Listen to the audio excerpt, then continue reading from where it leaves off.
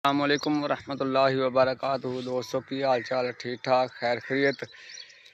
तो माशाल्लाह मरबे आए, खाद खूद पा रहे हैं पट्ठियां नूं, रात नूं पानी लाउणा। ते ए सरकार मेरी है पट्ठे आ, इन्हां नूं खाद खूद पाई रात नूं पानी लाउणा। ए कमाद ए सारा तोड़ तक लावां कमाद। इहदे अगले पासे विच तुहाड़ा इक मोढी दा इक वड्डा वड्डा जिहड़ा ओह मोढी है। ए पट्ठे लत्थे ओह तोड़ तक लैन पट्ठियां दी, ओह सारा इलाका एक वारगा पट्ठियां दा वा। सिर ते टरबैन लाने लाई बड़ियां सहूलतां माशाल्लाह। ते अल्लाह दा शुकर आ, शाम होई पई, पानी बरना इंशाल्लाह।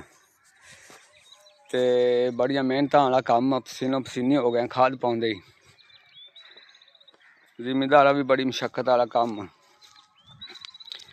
ते भरावां दे अगे दुआ करया करो।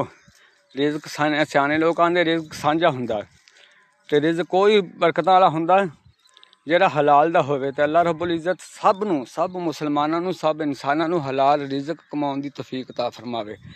अल्लाह रब्बुल इज़्ज़त सब दे रिज़क दे विच, सब दियां जिंदगियां च बरकतां अता फरमावे।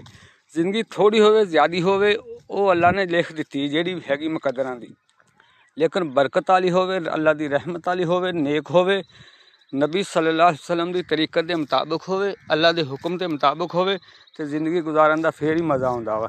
दुनिया का की आ, अज नहीं तो कल नूं ये बुलबुला इंसान, अज नहीं तो कल ये बुलबुला बह जाना वा। लेकिन असल जिंदगी हकीकी जिंदगी आ।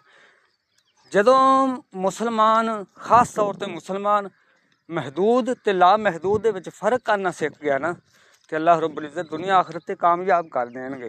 ते अल्लाह रब्बुल इज़्ज़त सानू इस्तकामत नसीब फरमावे, सानू साडे दिल नूं ईमान दे नूर नाल भरे रखे। अल्लाह रब्बुल इज़्ज़त सानू हदायत अता फरमावे, हदायत सकीना अता फरमावे। वस्सलाम, जज़ाकल्लाहु अहसन जज़ा फिद दुनिया वल आखिरा।